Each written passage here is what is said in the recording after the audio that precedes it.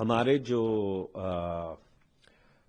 कतरी मित्र हैं जिनके साथ हमारा वार्तालाप हुआ है, उसमें हमने बहुत साफ तरीके से एक संदेशा दिया है कि भारत एक बहुत प्राचीन सभ्यता है, एक बहुत पुरानी संस्कृति है। भारत का एक अपनी विरासत है और भारत एक ऐसा मुल्क है जहां हर धर्म, हर मजहब, हर जात के लोग इकट्ठे भाईचारा और सांप्रदायिक सद्भाव से रहते हैं।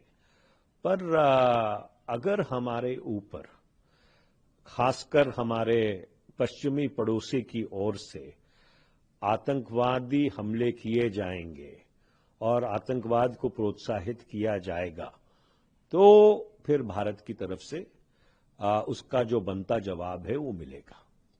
दूसरा कि जो एक न्यूक्लियर डायनामिक है, एक परमाणु संतुलन है दक्षिण एशिया में, अगर कोई समझे कि उसका फायदा उठाकर भारत के खिलाफ आतंकवाद को प्रोत्साहित किया जाएगा, तो ये नहीं चलने वाला है। ये जो एक बहुत क्लियर विंडो है न्यूक्लियर ओवरहैंग के नीचे, जहां पर कन्वेंशनल तरीके से भारत ऐसी आतंकवादी गतिविधियों का जवाब देगा।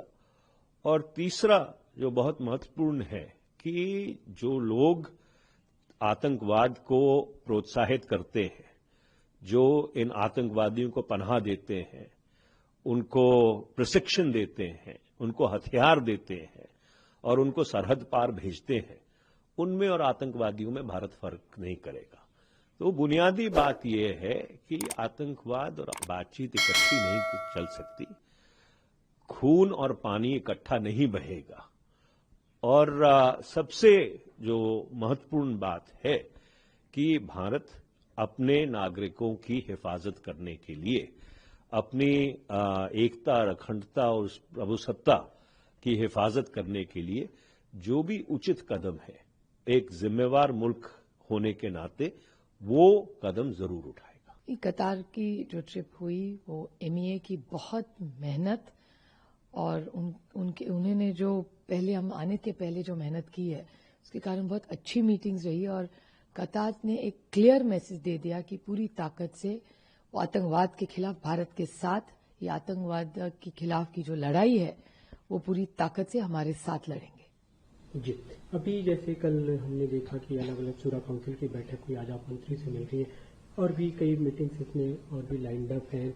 जो भारत की तरफ से लगातार कोशिशें हो रही है, ग्लोबली जो टीमें गई हैं कि एक तरह से आतंकवाद के मुद्दे पर पाकिस्तान को अलग थलग किया जाए, क्या उसमें कामयाबी मिलेगी? जरूर मिलेगी और 8-10 दिन और सब घूम रहे, हर जगह जा रहे, बातचीत हो रही है, तो मेरे ख्याल से एक 10 दिन के बाद ही पूरा संक्षेप में हम सब बता पाएंगे। लेकिन कतार की विजिट बहुत बढ़िया रही।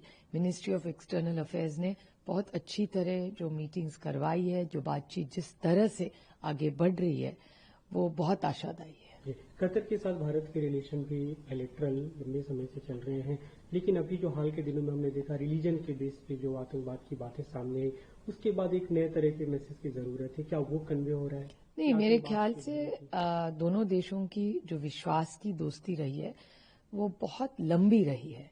तो मेरे ख्याल से इसमें जो स्टैंड उन्होंने 3-4 दशकों से लिया है, वही आज भी वही है। वो भारत के दोस्त है और भारत के साथ पूरी ताकत से आतंकवाद के खिलाफ लड़ाई में हम लोग साथ रहेंगे।